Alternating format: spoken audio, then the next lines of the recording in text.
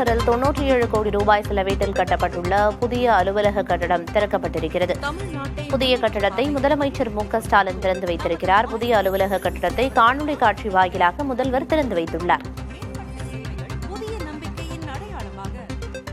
நாடு கட்டட மனை விற்பனை ஒழுங்குமுறை குழுமத்தின் புதிய நிர்வாக கட்டிடம் சென்னை அண்ணா நகர் பகுதியில் ரூபாய் 97 கோடி மதிப்பீட்டில் 56,000 சதுர அடி பரப்பளவில் 10 தளங்களுடன் நவீன தொழில்நுட்பத்துடன் உருவாகியுள்ளது. இக்கட்டிடத்தில் 2 நீதிமன்ற அரங்குகள், தலைவருக்கான அறை, உறுப்பினர்களுக்கான அறைகள், பணியாளர்களுக்கான பணியிடங்கள், கலந்தாய்வு மற்றும் கூட்ட அரங்கு, மக்களுக்கான தகவல் மையம், காத்திருப்பு அறை, ஆவண காப்பக அறை உள்ளிட்ட பல்வேறு நவீன வசதிகள் ஏற்படுத்தப்பட்டுள்ளன.